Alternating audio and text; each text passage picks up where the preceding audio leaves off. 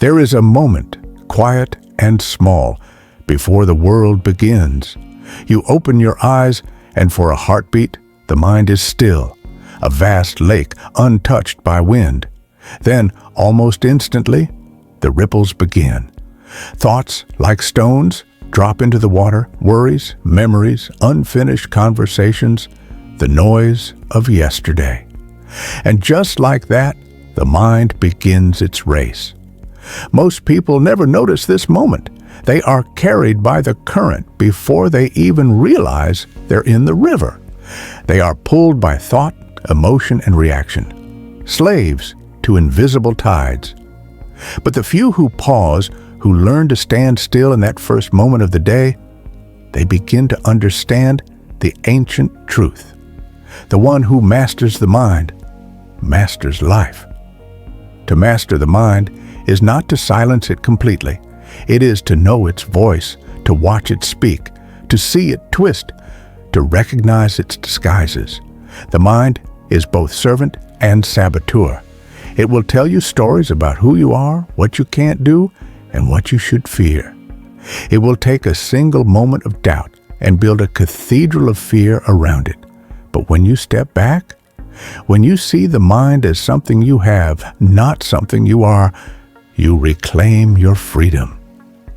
The Stoics understood this long before modern psychology ever named it. Marcus Aurelius wrote in his journal, "You have power over your mind, not outside events. Realize this, and you will find strength." He was not writing for poets or scholars. He was reminding himself of the hardest truth. Control begins within. You cannot command the sea, but you can learn to command the ship. Look at your thoughts as you would look at clouds passing through the sky. They are not you. They are weather, sometimes dark and heavy, sometimes bright and open. The sky remains unchanged, vast, untouched. You are that sky. Your thoughts are the clouds.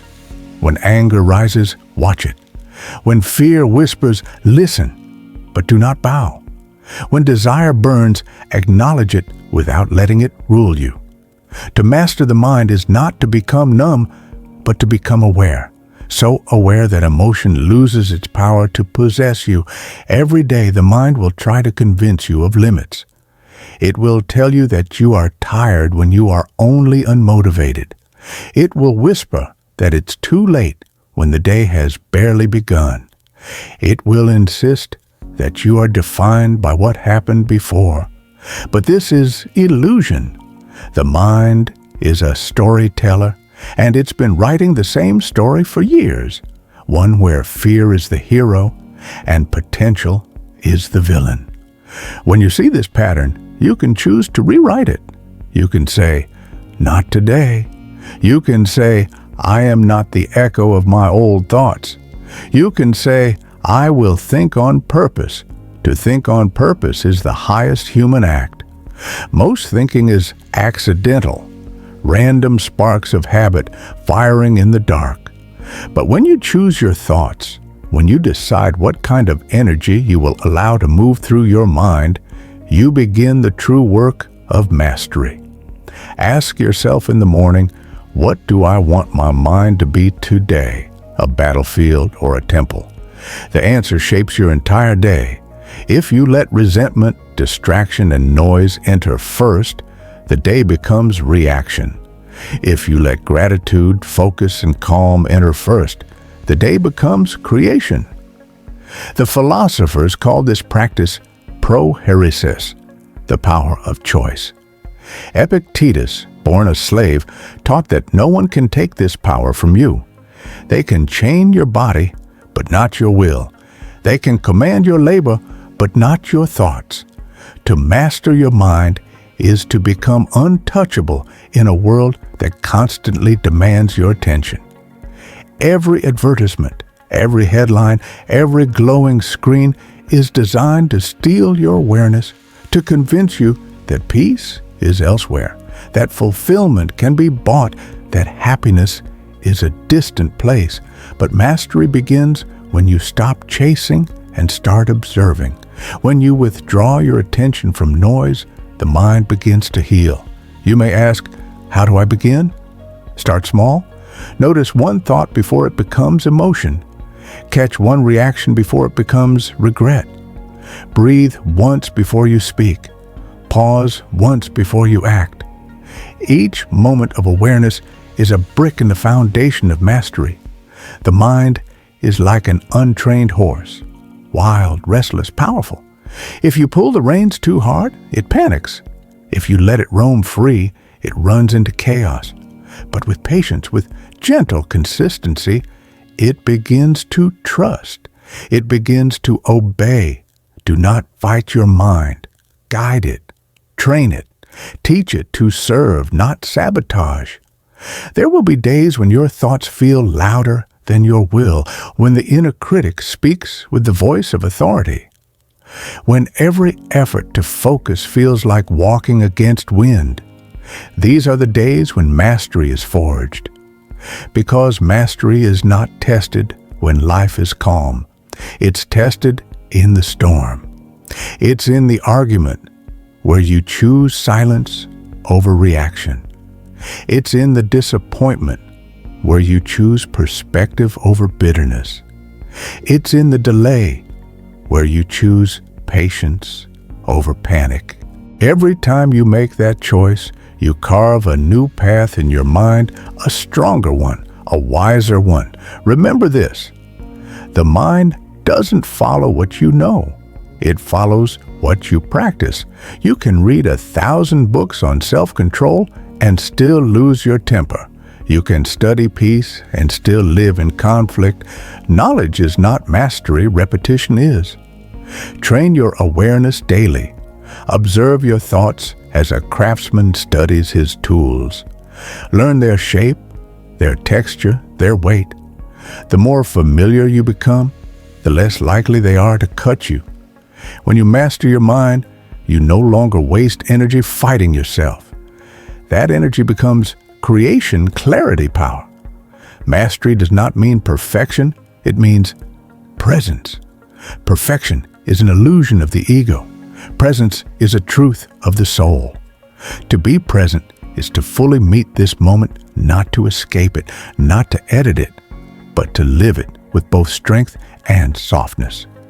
Presence says, this is what I have, this is what I can shape, and slowly your mind learns that peace is not a reward. At the end of control, peace is the control. Let the world do what it will. Let the storms pass. Let the noise shout. You remain the observer, the architect, the quiet force within. When others react, you reflect. When others chase you, choose. When others fear you, focus. This is mastery, not dominance over others, but over yourself. The calm in your chest, the stillness behind your eyes, that is power no one can take. And when the day ends, when you return to that quiet moment before sleep, you'll notice something subtle yet profound. The mind that once dragged you through chaos now bows to your awareness. You will realize that the mind is not your enemy. It's a tool, a servant, a mirror. When it obeys you, life becomes lighter. When it reflects truth instead of fear, the world looks different. Not because it changed, but because you did. There comes a point when you begin to see that control of the mind is not a single victory, but a lifelong discipline. You cannot win one battle with distraction and call yourself free. Freedom of thought is earned again each day in the smallest decisions: what you notice, what you feed, what you ignore. The mind is an instrument that plays whatever song you hand it. If you give it noise, it echoes confusion.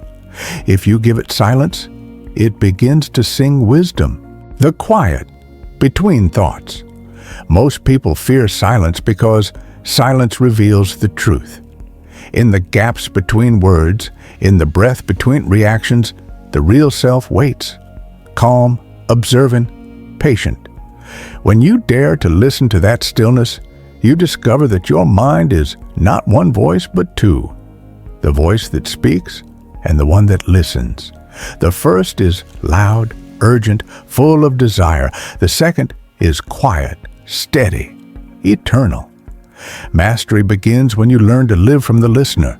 Sit for a moment each morning. Watch a thought arrive. Do not chase it. Do not judge it. Simply see it. When you no longer identify with every thought, you begin to select them the way a sculptor selects marble. Carefully, deliberately. Attention is currency. Whatever you give attention to grows. Give attention to fear and it multiplies. Give attention to gratitude and peace expands. Every day the world tries to purchase your attention. News, noise, comparison, outrage. A mastered mind guards its attention as a king guards his gold. Ask yourself often, what am I funding with my focus? Train yourself to spend attention where it returns wisdom, not anxiety. Read what strengthens you. Speak what clarifies you. Listen to what deepens you. The illusion of control. People seek control over everything outside, schedules, relationships, outcomes, yet neglect the one domain where control is possible. The more you try to command others, the more enslaved you become to their reactions. True control is inward. When the Stoics said amor fati, love your fate, they did not mean surrender to passivity. They meant see the perfection in what arrives, because within it lies the next lesson for your mastery. If the meeting is canceled, the delay teaches patience. If the friend disappoints you, the wound teaches boundaries. If the plan fails, the failure teaches creativity. Life is not happening to you, it is happening for your refinement. Mind as mirror. Imagine polishing a mirror. Every stroke removes dust until reflection becomes clear. The dust is distraction, resentment, attachment. Each act of awareness wipes a layer away. Eventually, you look into the mirror and see not the restless chatter, but a clear image. The self observing the self. This is not arrogance, it is awakening. You begin to realize that every external situation merely reveals the state of your internal mirror. Anger outside reflects unrest inside. Chaos outside reflects clutter within. When the mirror is clear, the world appears clear. The practice of reversal. The untrained mind asks, why is this happening to me? The mastered mind asks, what is this teaching me? This simple reversal transforms suffering into schooling. You cease to run from pain and start to study it. The sting of failure becomes feedback. The weight of loss becomes depth. The boredom of routine becomes discipline. Each reversal reclaims energy that was once wasted on resistance. Where others drown in frustration, you breathe under the wave. Presence over projection. Notice how the mind loves to live elsewhere, replaying yesterday, predicting tomorrow.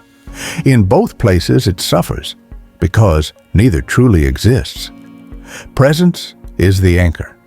When you bring full awareness to a single breath, a sip of water, a step on the ground, the mind quiets. You discover that the present moment asks nothing of you except to be here.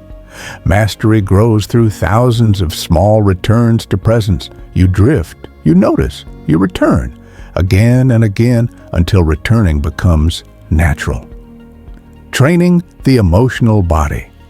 Thought is only half the battle. Emotion is its shadow. When an emotion rises, it is the body remembering a thought long forgotten. Do not suppress it. Study it.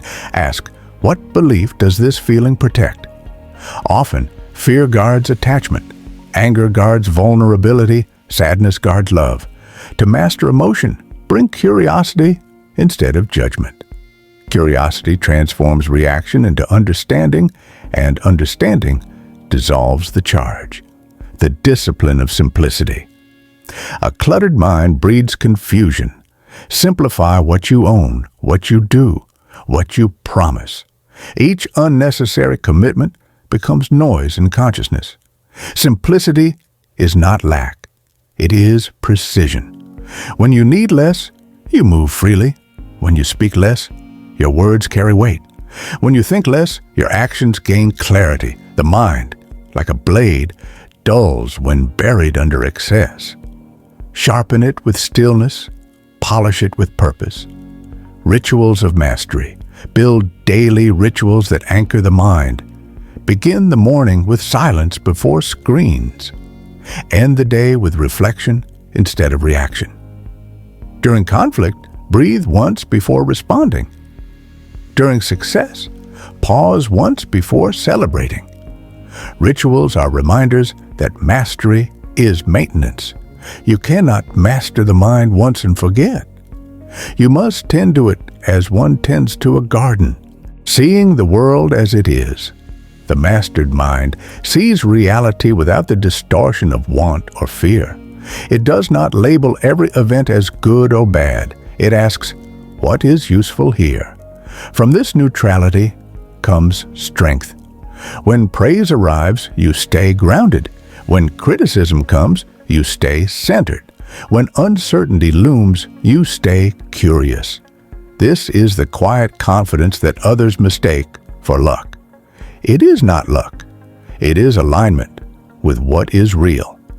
Mastery of the mind is not a destination, but a direction. You walk it each day, sometimes with certainty, sometimes in fog, but always forward. Each breath observed, each reaction restrained, each moment reclaimed adds to the invisible architecture of freedom. And one evening, without ceremony, you realize something profound.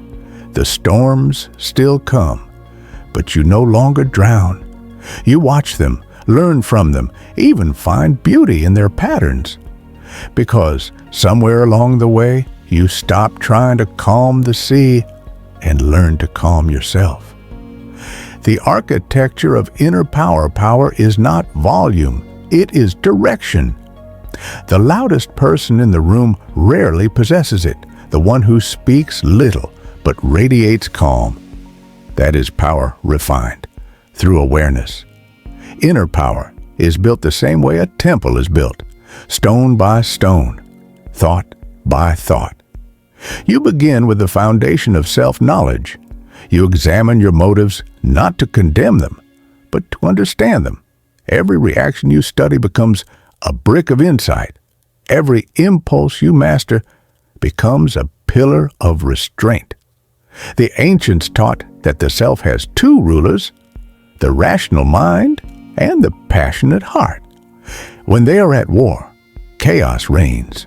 When they serve each other, harmony is born. To master the mind is to mediate that relationship until reason and emotion move as one rhythm.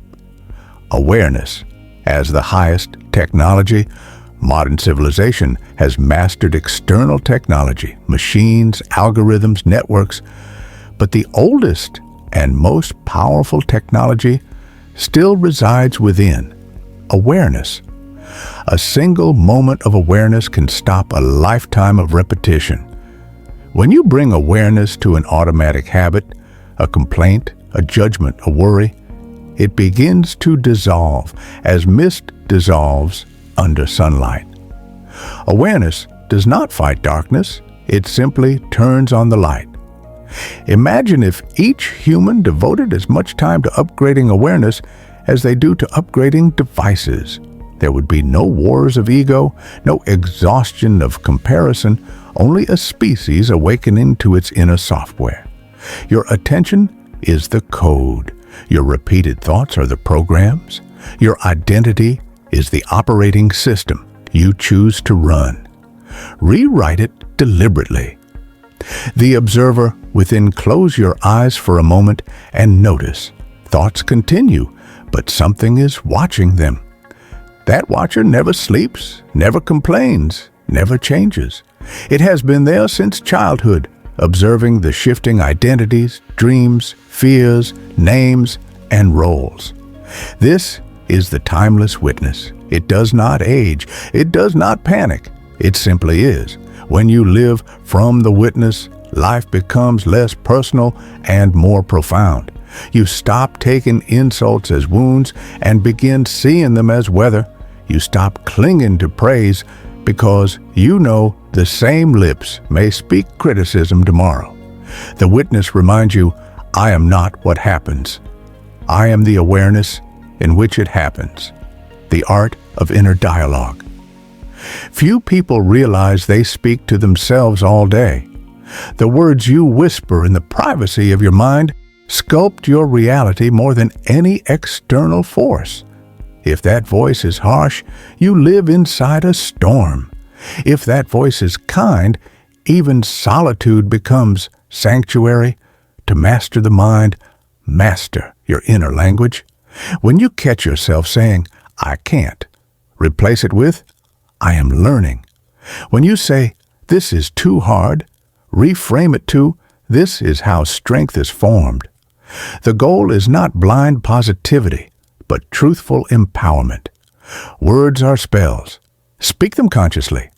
The law of impermanence. Every emotion, every thought, every situation passes. To resist impermanence is to live in constant grief. To accept it is to unlock serenity. Observe nature. No storm lasts forever. No winter refuses to yield. Everything in the universe flows through rise and fall, birth and decay.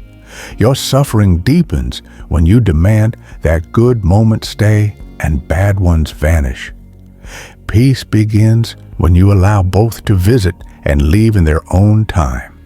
Impermanence is not loss. It is motion. Without it, there would be no sunrise, no transformation, no renewal. The mind, as servant, not master. Untrained, the mind becomes a tyrant, commanding, doubting, fearing. Trained, it becomes a loyal servant, logical, creative, calm. The ancient sages compared the mind to a wild horse. If you let it roam unchecked, it will throw you into fear's wilderness. If you hold the reins with patience, it will carry you across deserts. Training the mind is not domination, but dialogue. You listen to its fears, understand them, and redirect them. You teach the mind to serve purpose instead of panic. Ask it daily, what are you trying to protect me from? The answer will often reveal the exact illusion keeping you small. The shadow of desire. Desire is both the spark and the snare of human existence. It drives creation, but also breeds suffering when mistaken for identity. You can want a goal, but never confuse it with your worth.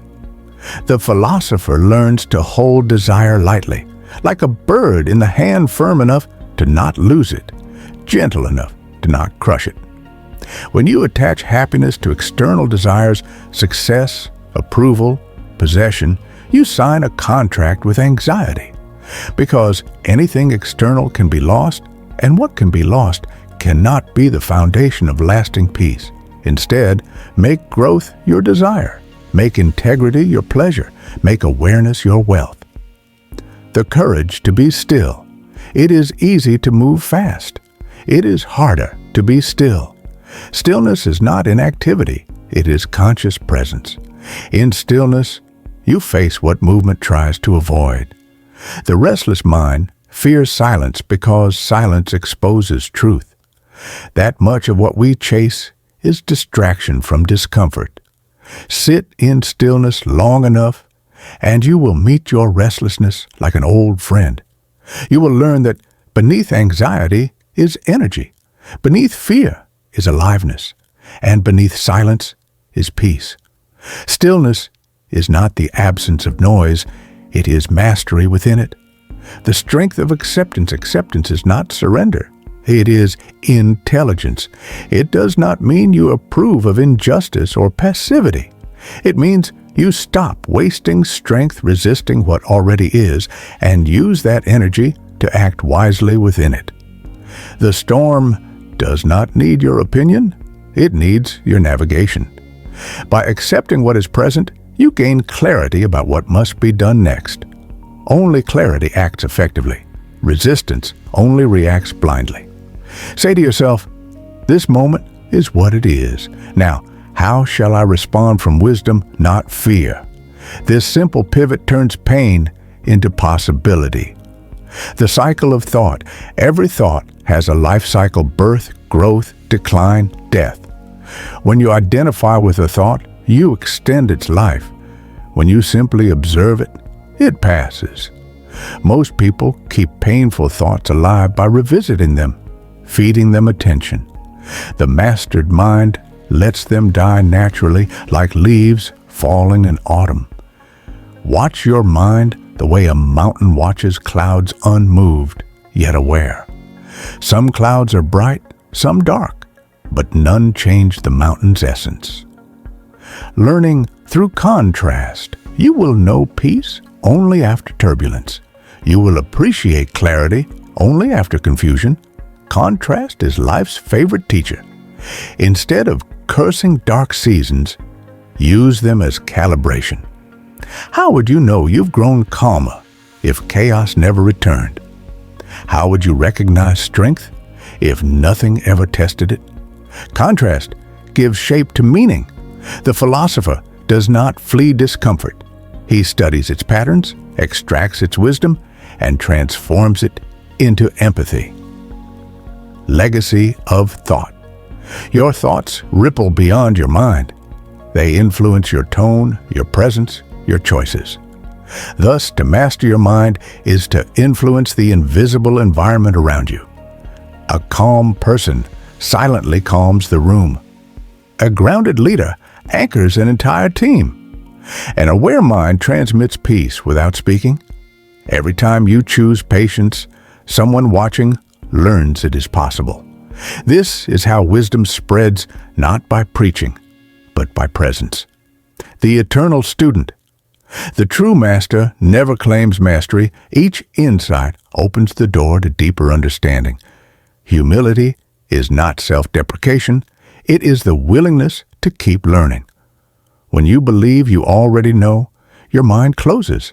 When you stay curious, your mind expands. Approach life as a student of everything, even your mistakes, even your enemies. Each teaches a fragment of truth unavailable elsewhere. The mind matures not through information, but through integration. The mind beyond the mind. At a certain point, mastery transcends control altogether. You begin to realize the mind itself is just another appearance in awareness. You stop trying to dominate it and instead dwell as the awareness that watches both calm and chaos. This is freedom beyond discipline, effortless mindfulness. Here, you no longer practice peace, you are peace. Thoughts come and go like waves, and you, the ocean, remain undisturbed. This is the final realization. You were never meant to conquer the mind, only to remember that you are more than it. The philosopher sits under the same sky as everyone else, but sees it differently. Where others see clouds, he sees patterns. Where others chase lightning, he studies light. The mind you master today will create the peace you live tomorrow. Every moment of awareness, every act of restraint, every pause before reaction builds an invisible empire within.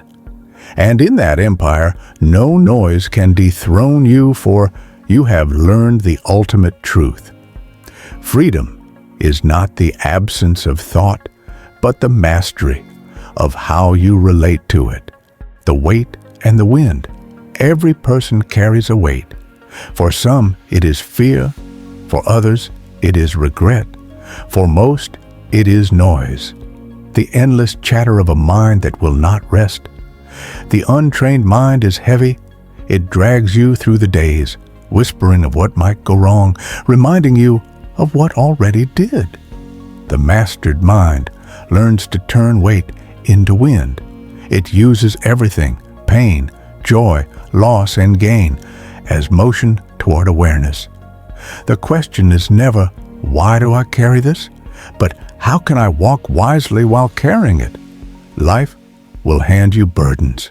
Wisdom teaches you how to hold them without breaking. The middle path, extreme thinking, is the great thief of peace. To master the mind is to find the middle path, not a dull compromise, but a dynamic balance. Between indulgence and denial lies moderation. Between silence and speech lies truth. Between chaos and control lies flow. This middle path requires continuous awareness, like a sailor adjusting sails to the changing wind. The mind wants certainty, black or white, right or wrong. But life lives in the gradients. The philosopher learns to see beauty in nuance, to dwell not in extremes, but in understanding. Balance is not static. It is the art of constant correction. The mirror of relationships. No teacher reveals your mind to you more clearly than other people. Every interaction is a reflection. The anger you feel toward another reveals where your own patience ends. The envy you sense shows where your self-worth still sleeps. The admiration you offer displays the virtues you already contain but have not yet claimed. To master your mind, watch yourself in relationship. When conflict arises, ask, what is this person showing me about myself? The answer will often sting before it heals. Others are not obstacles to mastery. They are mirrors polishing you into clarity. The ecology of thought. Your thoughts are seeds, and your daily environment is soil. If you plant seeds of calm, but live in soil poisoned by constant distraction, the plant cannot grow. To change the mind, you must also change the conditions in which it lives. Design your environment for clarity. Keep spaces uncluttered, limit noise, choose companions who speak of ideas instead of complaints. Even a single conversation with a wise friend can change the chemical weather of the mind. Guard your inner ecology as carefully as a gardener guards his orchard. What you allow in today becomes the fruit you will eat tomorrow. Discipline as freedom. The untrained mind mistakes discipline for confinement. It thinks rules are chains when in truth they are keys. A musician practices scales not to limit expression, but to earn the freedom of improvisation. A philosopher trains the mind not to suppress thought, but to liberate it from chaos. Every structure you build for your mind, morning routine, reflective writing, meditation, is a doorway to inner space. Without discipline, there is no direction. Without direction, no depth. The paradox is eternal. The more willingly you choose structure, the freer you become. The alchemy of challenge gold is refined by fire. Consciousness is refined by challenge. You cannot evolve in comfort because comfort never questions you. When life presses you, the untrained mind says, I am being punished. The mastered mind says, I am being prepared. Pressure is not cruelty. It is invitation to discover the parts of yourself that can withstand flame. Pain reveals what is fragile. Awareness rebuilds it stronger. Every challenge, no matter how harsh, carries a hidden message. You are capable of more awareness than this moment currently holds. Accept the fire. It does not burn the true you. It burns only illusion. The art of letting go. The mind loves to hold grudges, identities, stories, outcomes. But the tighter you hold, the more you suffer. Letting go is not losing. It is choosing clarity over clutter. It is standing in a river and releasing what the current already took.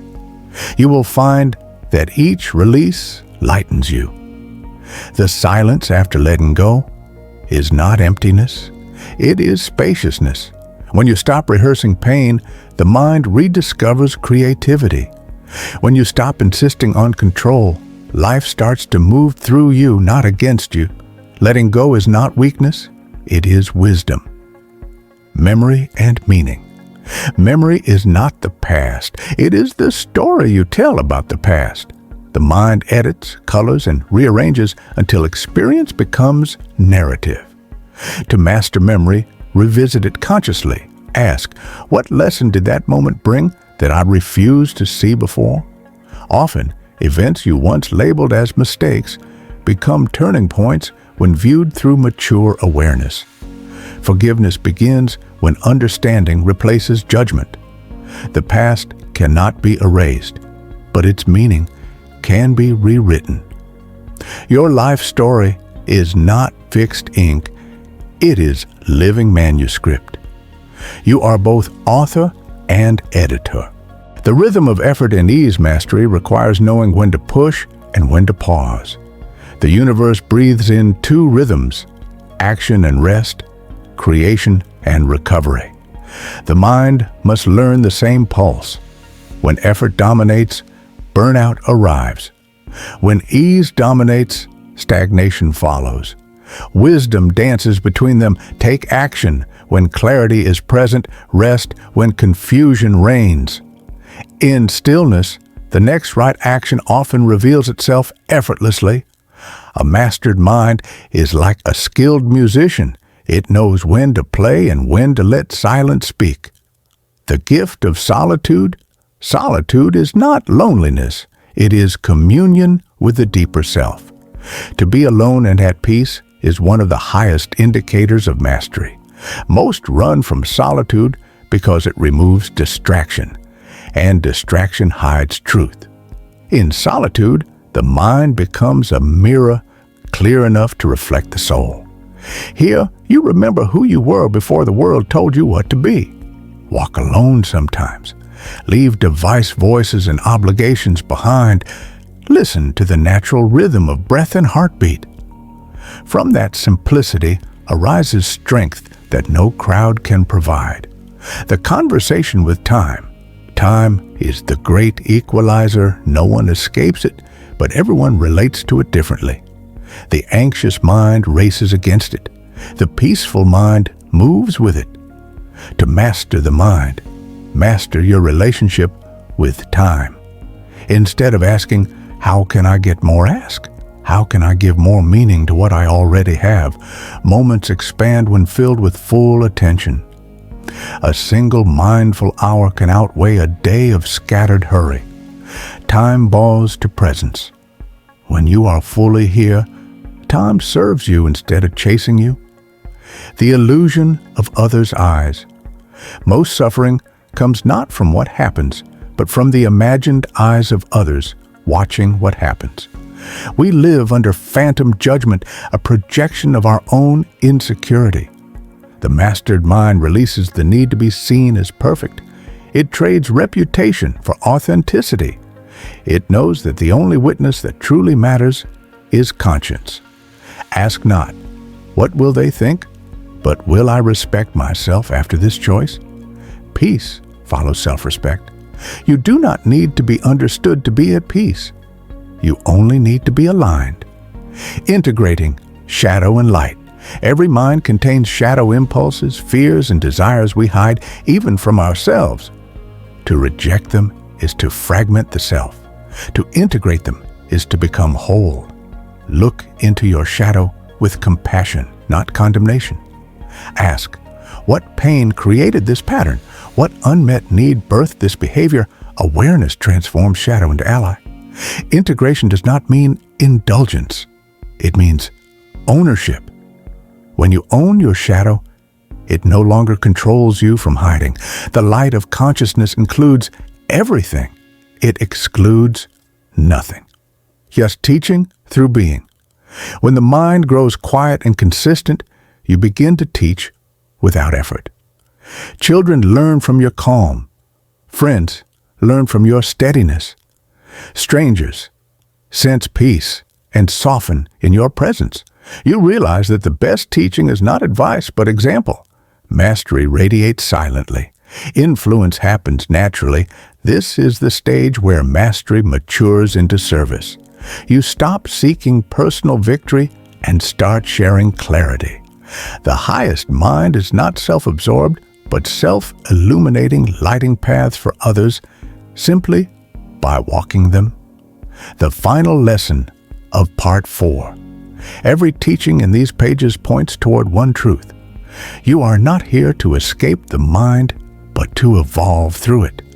It is both the obstacle and the instrument. Like fire, it can burn or warm. The difference is awareness. The day you stop fearing your own thoughts is the day you begin to use them. The day you stop fighting impermanence is the day you find peace within change. And the day you stop seeking control over everything is the day you finally feel free. Master your mind, not to dominate life, but to dance with it. For when the mind becomes still and wise, even the smallest act, a breath, a smile, a step, becomes a revelation. The discipline of the fire. Marcus Aurelius once wrote, "A blazing fire makes flame and brightness out of everything that is thrown into it." Do you understand the power of that statement? He wasn't talking about physical fire, he was speaking of the internal one, the flame within the human spirit. Most people let life extinguish their fire. They start with dreams burning bright, but when the cold winds of failure, rejection, or delay blow against them, they let the flame fade. They tell themselves it wasn't meant to be. But the philosopher, warrior, the one who has learned to master his mind, does something extraordinary. When the winds rise, he doesn't curse them, he uses them. He turns the very force that tries to put him out into the energy that fuels his flame even higher. This is the art of unbreakable resolve, the discipline of the fire. It means that when life throws pain at you, you convert it into power. When it throws disappointment, you forge patience. When it gives you loss, you forge gratitude for what remains. Because if you can train your mind to see opportunity where others see only opposition, you become unstoppable. Let that be your daily practice. When something goes wrong, pause and ask, "What is this training me for?" You'll find that life's toughest lessons are often the foundation of your greatest strength. Every setback contains a seed of advancement if you are willing to look close enough. The mirror test. Each morning, before the world invades your mind, before the notifications, before the noise, stand in front of the mirror and look yourself in the eyes. Don't look at your flaws. Don't look at your failures. Look into yourself. Ask quietly, am I living today as the person I'm meant to be? Not the person others expect. Not the person who chases approval, but the one who acts with integrity, discipline, and courage, regardless of who's watching. That's the mirror test. The reflection won't lie to you. You can deceive the world with masks and words, but not that silent witness staring back. Every time you pass this test, you strengthen your character. And character, my friend, is destiny. The Stoics said that character is fate, not because of some mystical power, but because who you are determines how you act, and how you act determines everything that follows. A weak character collapses under pressure. A strong one bends, adapts, and continues forward. So train your character as you would train a muscle. Every challenge is a weight, every hardship a repetition, and with every rep you grow. The stillness before the strike. There's a misconception about warriors that they are always in motion, always fighting, always pushing. But true mastery lies in stillness. The archer doesn't release his arrow in chaos. He waits for the breath, the pause, the perfect moment. The philosopher doesn't speak out of noise. He speaks from clarity. Stillness is not inaction. It's preparation. It's awareness. Before you move, you must know. Before you act, you must see. That's why every morning matters.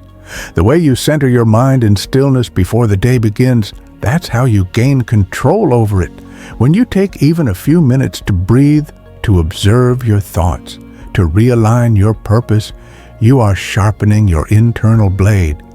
In a world addicted to noise, your silence becomes your superpower. Every moment of stillness gives you leverage over the storm. Because the person who can remain calm when everything around them is in chaos, that's the person who commands life rather than reacts to it. The power of the pause. There's a space small but sacred between stimulus and response, between what happens to you and what you choose to do about it. Most people never notice it. They live like puppets, yanked by emotions, reacting to every irritation, every insult, every inconvenience. But in that brief space lies your freedom. When someone provokes you, pause. When the world feels heavy, pause. When your plans fall apart, pause. Because in the pause, you decide what kind of person you are going to be. The Stoics mastered this. They learned that wisdom begins not with action, but with observation. That clarity begins not with noise, but with silence. So, when life presses against you, don't rush to react. Step back. See clearly. Choose wisely. Every pause is a small victory. Every moment of self-control is a declaration of inner power. The eternal competitor. You have no rival. Not truly. The only person you must outdo is the one you were yesterday. Every day the competition resets. You rise again to challenge your old habits, your old fears, your old excuses. Do not measure your progress by the pace of others. Measure it by the distance you've traveled within yourself. If yesterday you were angry and today you are calm, that's victory. If yesterday you avoided the hard work and today you showed up, that's victory. If yesterday you doubted yourself and today you dared to try, that's victory. Progress isn't loud. It's not always glamorous. It's the silent accumulation of small, deliberate steps that no one sees, but you know. And one day, without even realizing it, you'll look back and see how far you've come. The person who once hesitated will now act. The one who once complained will now create. The one who once feared failure will now face it with calm indifference. That's evolution. That's mastery. The serenity of surrender. Now, listen carefully. There's a paradox at the heart of Stoic strength. You gain power not by controlling everything, but by surrendering to what cannot be controlled. The river doesn't fight the rocks, it flows around them. The storm doesn't apologize for the rain, it simply fulfills its nature. You too must learn to flow, to let go of the illusion that everything must go your way, because that illusion is the source of all suffering. Surrender is not defeat, it's wisdom. It's understanding where your influence ends and where acceptance begins. When you surrender to the flow of life, you don't lose control, you gain peace. You stop wasting energy on resistance, and instead you channel it into action, into what can be changed. So let go, breathe, trust that the rhythm of the universe, the rise and fall, the gain and loss, is part of a design greater than your limited view. Your role is not to fight the current, but to steer with awareness. The summit within. At some point, you'll realize something profound. The mountain you've been climbing has never been outside you. Every goal, every dream, every battle, it was all leading inward. The true summit is not a destination, but a transformation. It's when the noise quiets, the fog lifts, and you finally see that the strength you are searching for was always within you. All the books, the mentors, the struggles, the sleepless nights, they were not giving you something new. They were revealing what was already there. That's the great secret. You are not becoming powerful. You are remembering that you already are. When you master your mind, you reclaim the throne of your inner kingdom.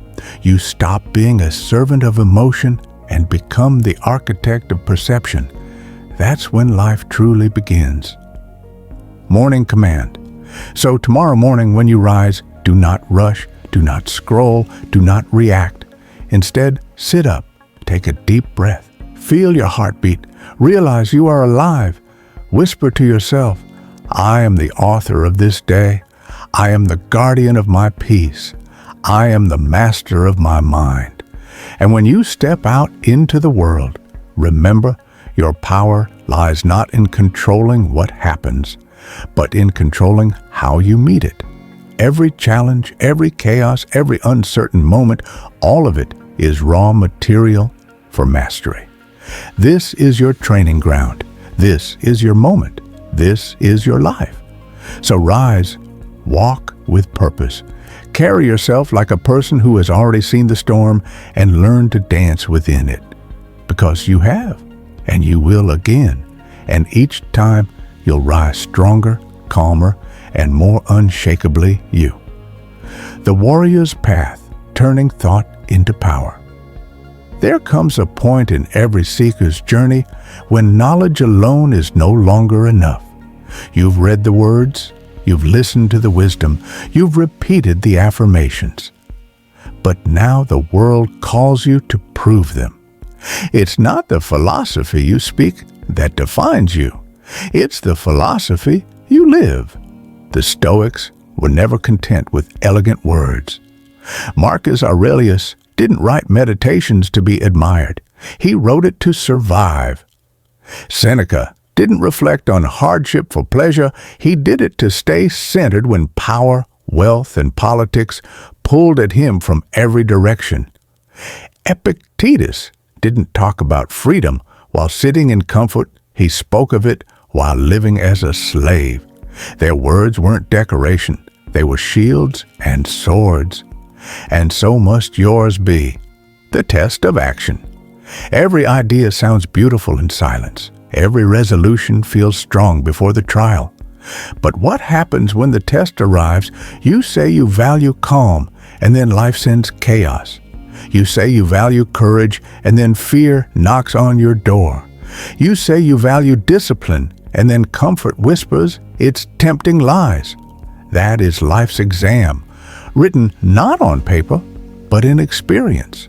And your answers are written not in ink, but in action. The moment of testing reveals the truth not of your words, but of your will. So don't fear the test. Don't resent the resistance. Welcome it.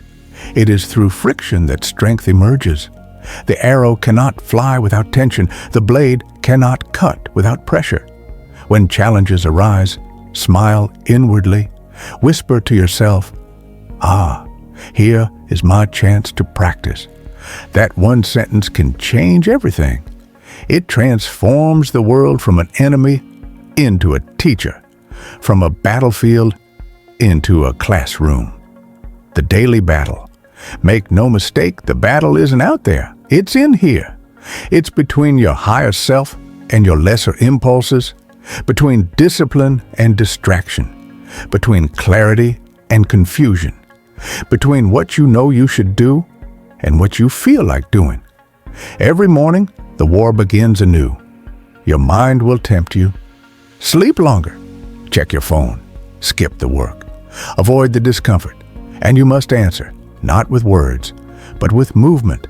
Do the thing, even when it's hard, especially when it's hard.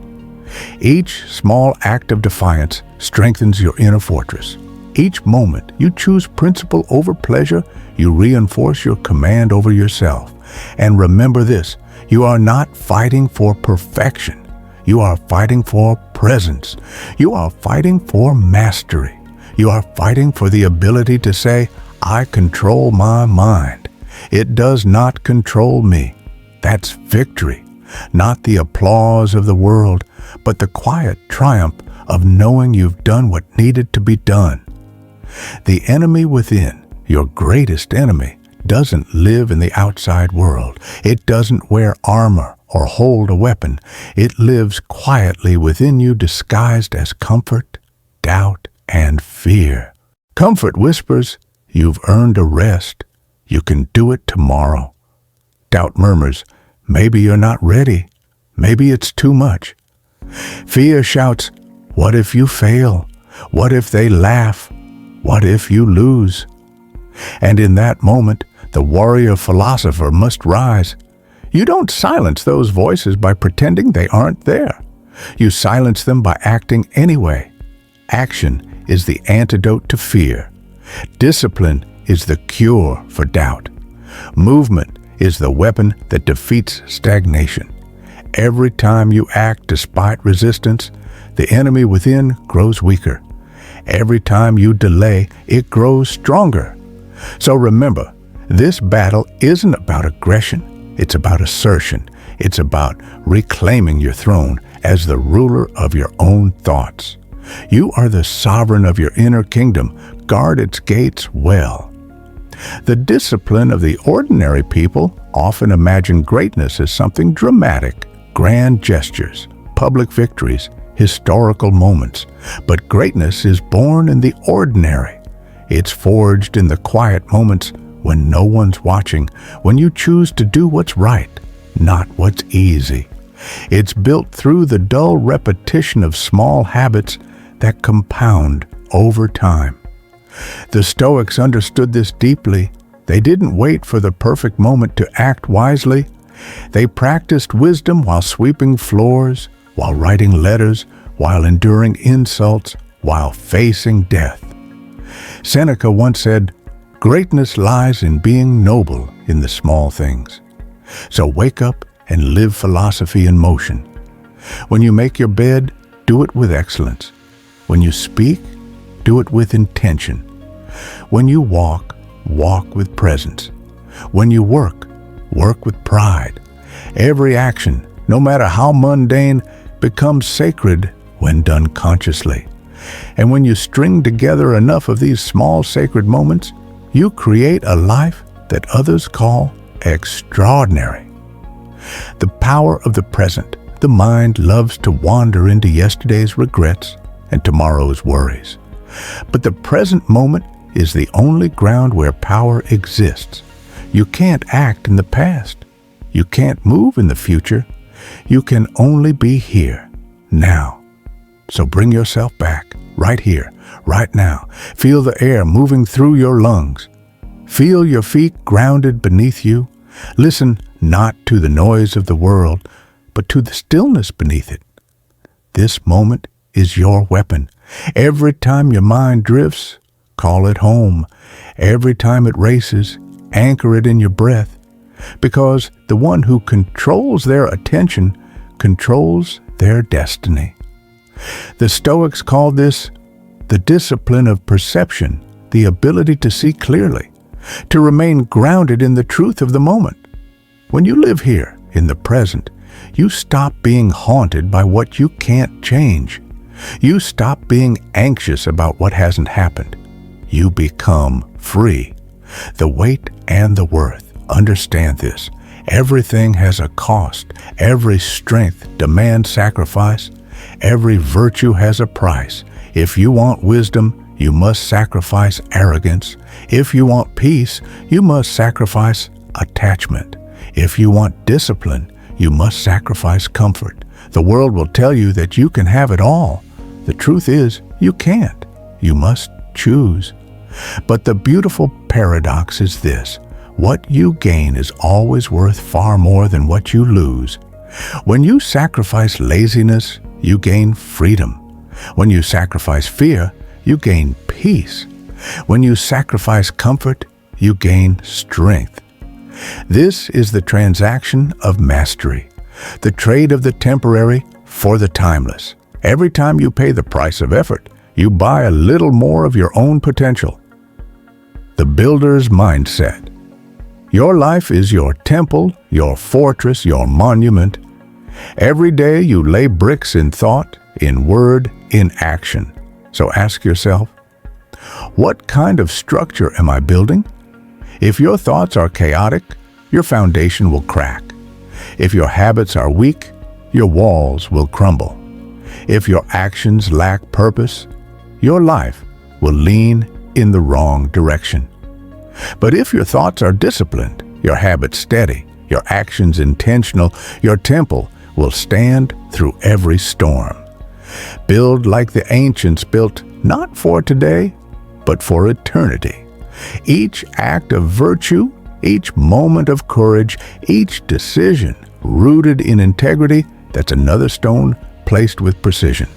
One day, when others collapse under chaos, you will stand unshaken, not because the storm spared you, but because you built differently.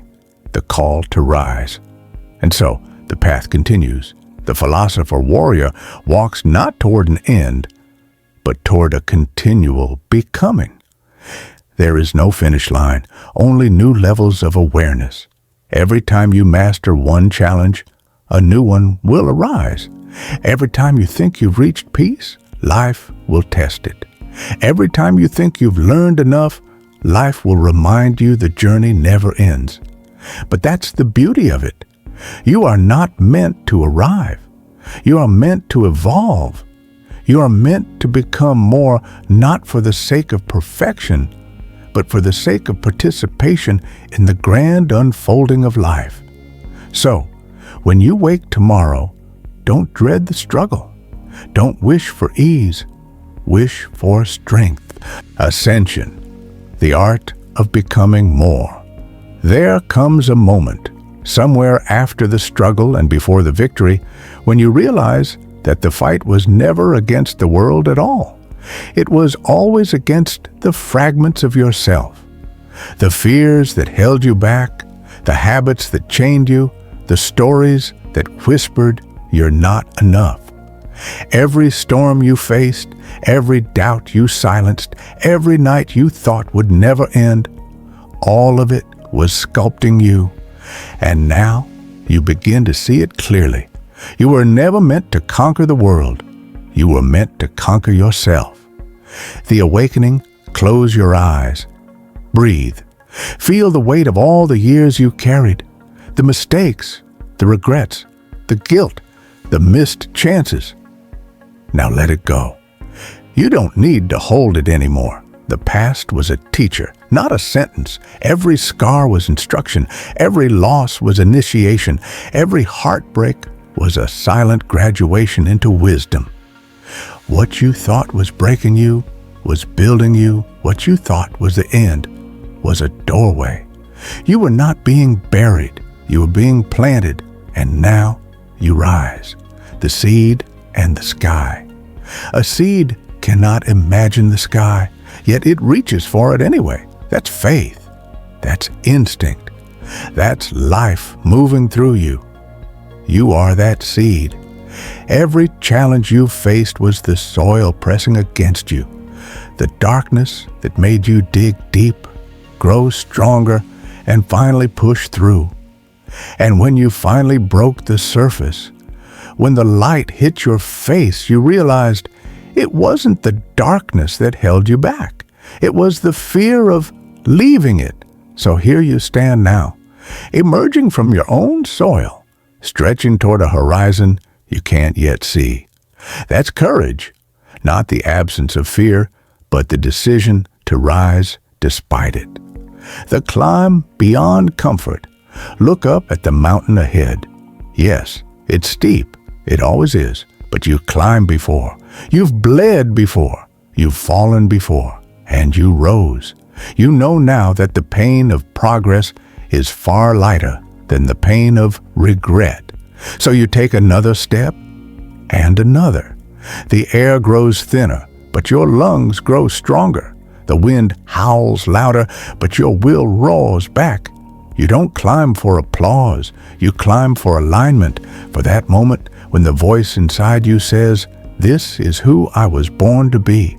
Each step, is a declaration, each breath a prayer, each struggle a reminder.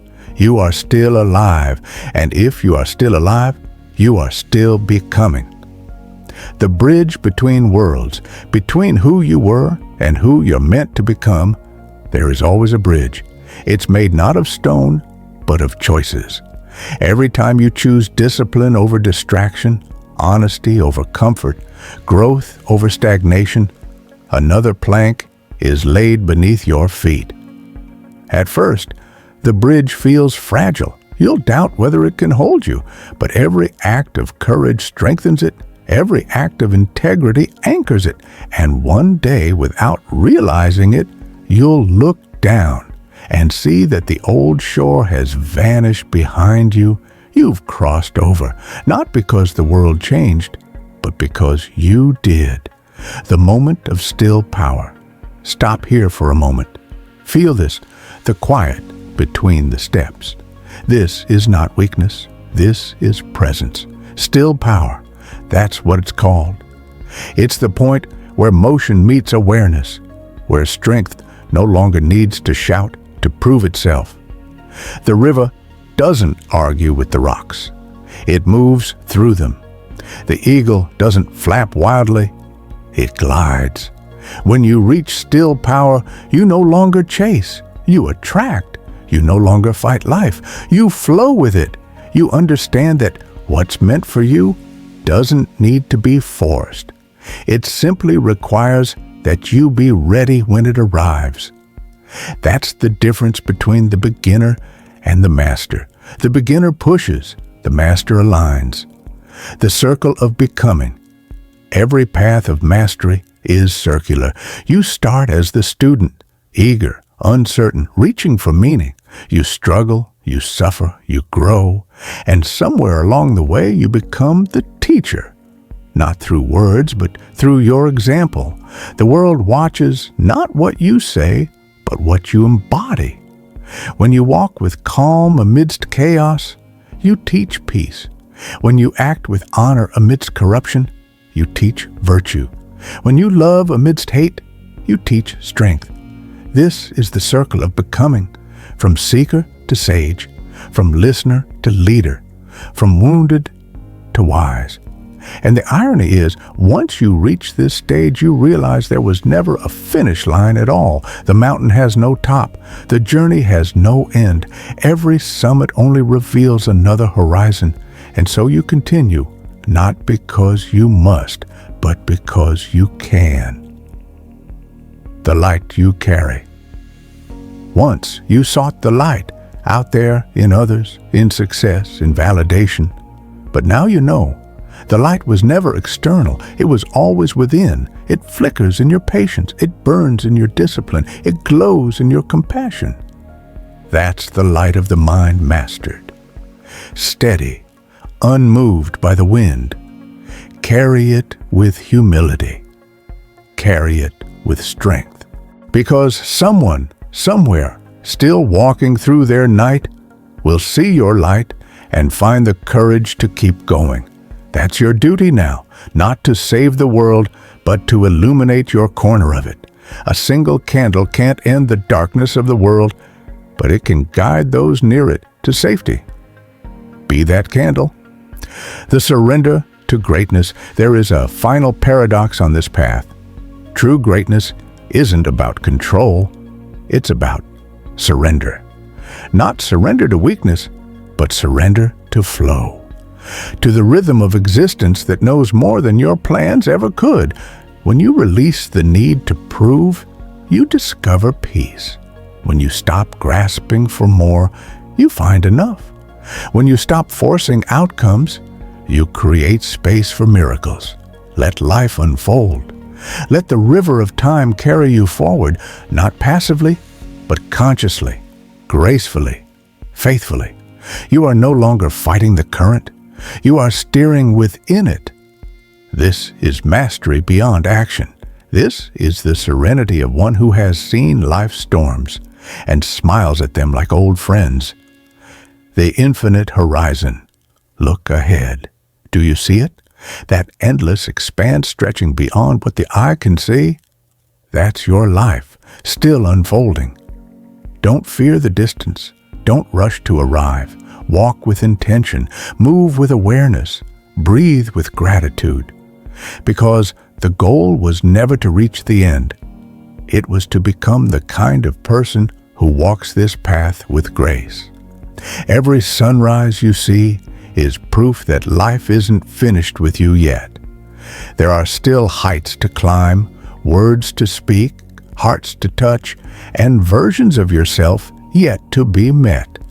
You are not done becoming, and that's the most beautiful truth there is, the final breath of this chapter. So breathe deeply, deliberately, reverently. Let the air fill your chest and remind you you're still here. All that you've lost, all that you've endured, all that you've overcome, it's all written in the rhythm of that breath. Inhale strength, exhale peace. You have walked through darkness and brought back light. You have fallen and risen again and again. And now, as you stand in the quiet radiance of understanding, know this: the journey continues, but the person walking it has changed. You are not who you were when you began. You are more, infinitely more. The philosopher has become the warrior.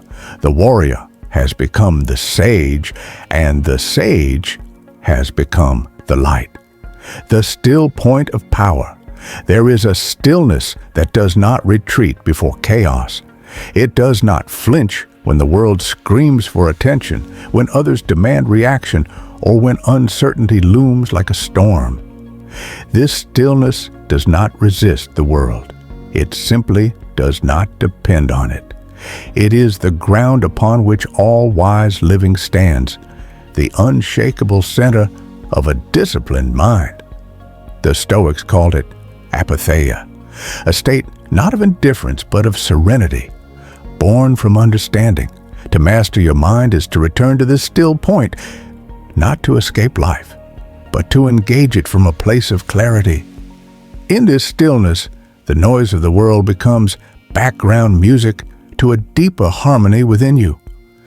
You begin to see that life's events are neither blessings nor curses, but neutral threads in the tapestry of fate. Your perception weaves them into meaning, and meaning determines your experience. The world will never stop moving.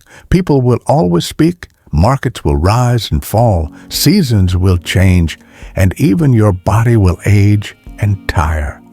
But beneath all that motion lies something immovable, your capacity for reasoned choice. That is where the true battle lies, not in the outer world, but in the command center of your own mind. The architecture of equanimity. Equanimity is not a natural gift. It is a structure built through practice. Each thought, each moment of restraint, each conscious breath lays another stone in the foundation of peace. The ancients trained for equanimity as warriors trained for battle. Marcus Aurelius did not write meditations because he had time to spare. He wrote because every day was a siege on his sanity. Surrounded by betrayal, war, and responsibility, he built his fortress within. To live philosophically is to do the same. Equanimity begins with awareness, the recognition of the mind's tendency to grasp, to fear, to judge, to compare. These impulses are not enemies, they are untrained soldiers. Discipline them, and they become your allies. Ignore them, and they overrun your fort. So the philosopher watches his mind as a strategist studies a battlefield. He observes how a harsh word stirs anger, how uncertainty breeds worry, how success tempts pride. He sees the patterns, learns the triggers, and slowly turns reaction into reflection. Each time you resist the pull of impulse, you grow stronger. Each time you remain calm when chaos invites panic, you refine the architecture of equanimity. This is mastery, not the elimination of emotion, but its orchestration. The inner citadel Epictetus described the mind as a citadel, a fortress that no external force can conquer unless you open the gates yourself. Most people spend their lives guarding the wrong things: possessions, status, reputation. But what good are these if your inner citadel lies in ruins? The true Stoic guards their judgment, for that is where all peace and ruin begin. When the mind is fortified by reason, insults cannot wound it, misfortune cannot disarm it, and success cannot intoxicate it. The storms of life may strike, but they find no entrance. To live this way requires vigilance. Every morning you must inspect the walls of your citadel. Ask yourself, what belief am I defending today? Is it true? Is it necessary? Because beliefs, not circumstances, determine your peace. Imagine two people standing in the same rainstorm. One curses the sky, the other welcomes the nourishment. The rain is identical. The judgment differs. So guard your judgments as a warrior guards his weapon. They are the tools by which you shape the world. The weight of calm. Modern life celebrates speed, noise, and reaction. Calmness is often mistaken for weakness and silence for absence.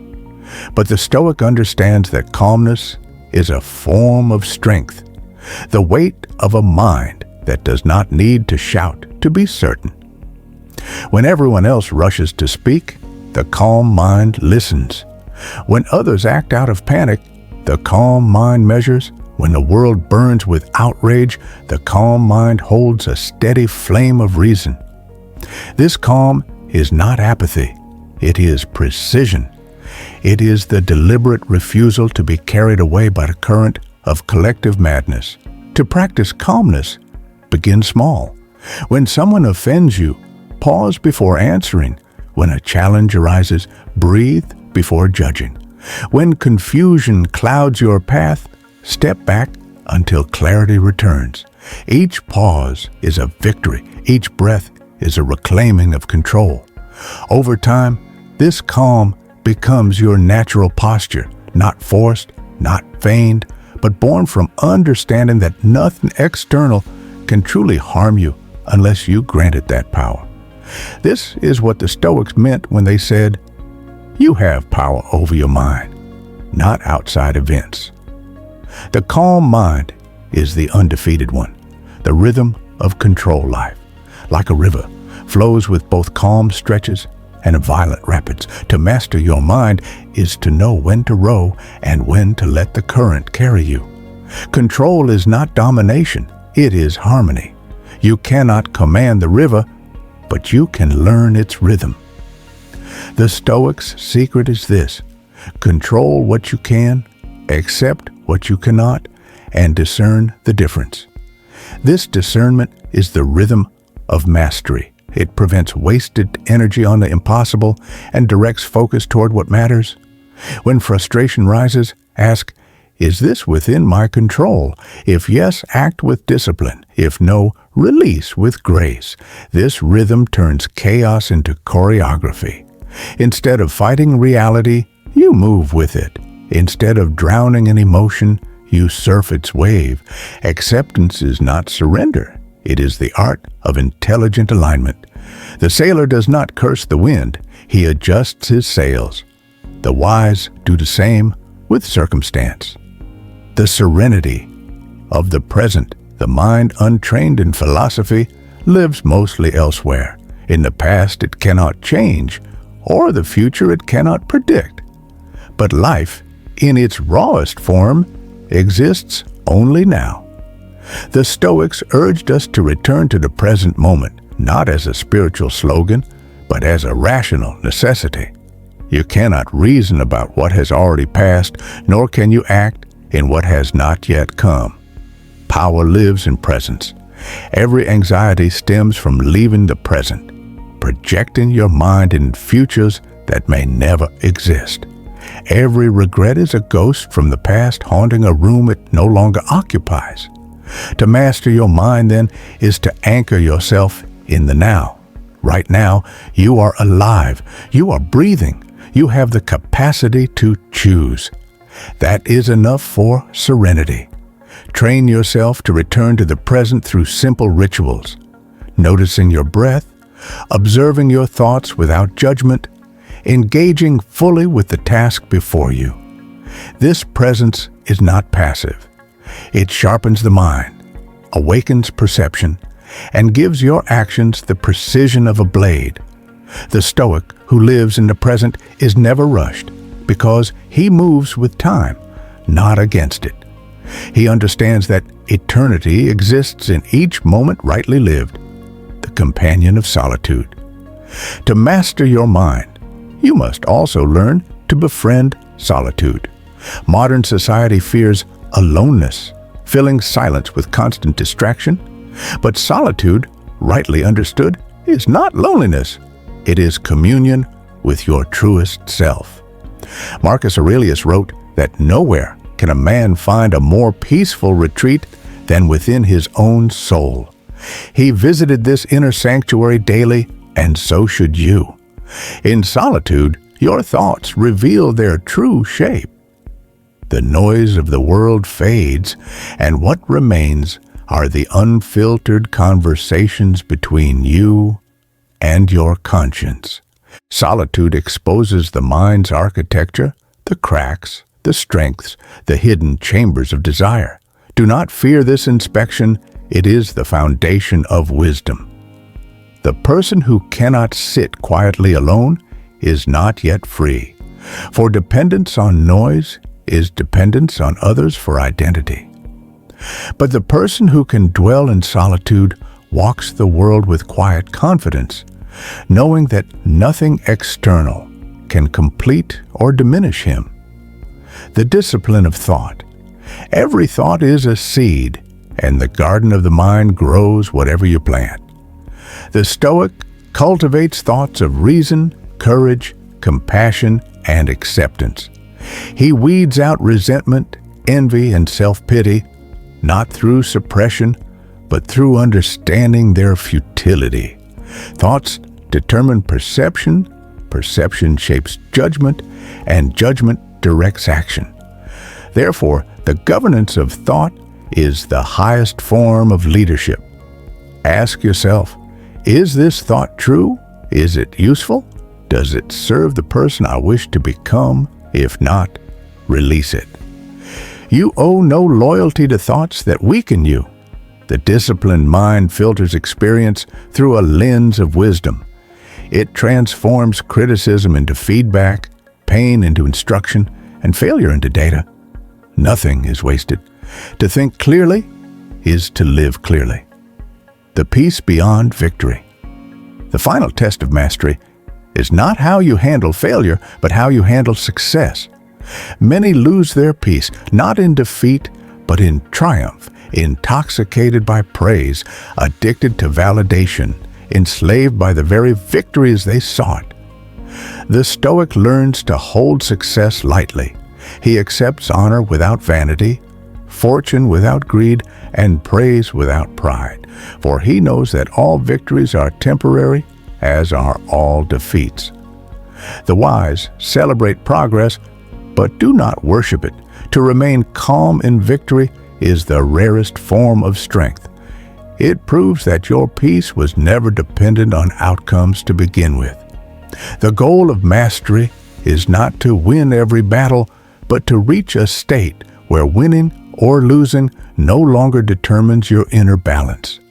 That is the peace beyond victory, the freedom that only the disciplined mind can know. To master your mind is to master the art of being human.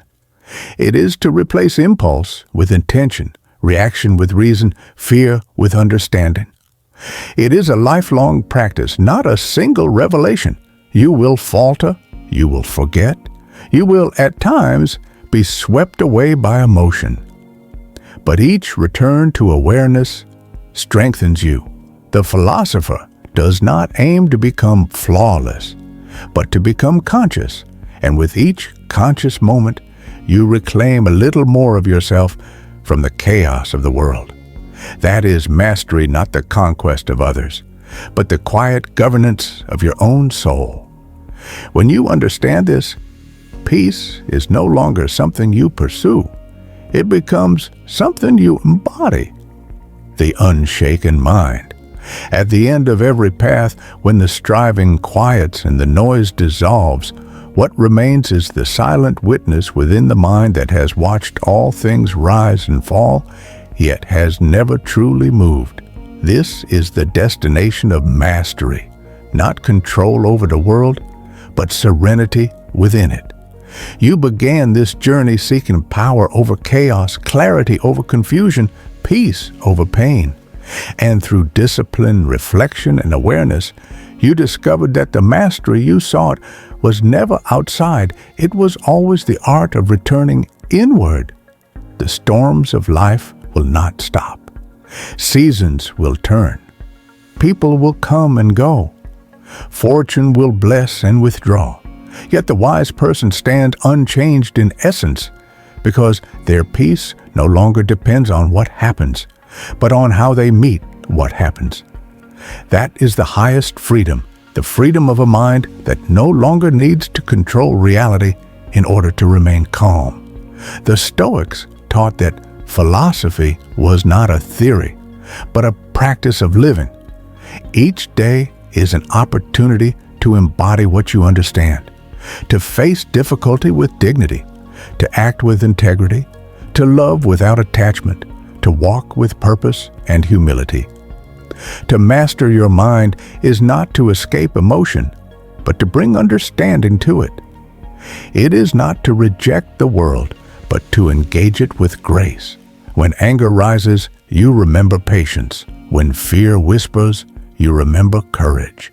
When confusion clouds your sight, you return to stillness. And when success arrives, you accept it with modesty, for even triumph is temporary. The wise do not cling to joy or resist sorrow. They move with both as a river moves with the tide. You are not your thoughts. You are not your failures. You are not even the roles you play. You are the awareness beneath them, calm, clear, eternal. To remember this, even for a moment, is to touch peace. This is the final mastery, not victory over others, not the perfection of circumstance, but the simple, profound ability to remain whole within yourself. The world will continue its motion. Let it. You have found your center. Stand quietly in that truth. Breathe deeply and remember, nothing outside can truly disturb the one who governs himself within. Nothing lost can diminish what is eternal in you. Nothing feared can undo the peace that comes from understanding. The unshaken mind is the greatest work of art, carved not from marble or gold, but from awareness, refined by living. Carry this stillness with you, and the world itself becomes gentler, clearer, lighter. For when the mind is mastered, everything else follows.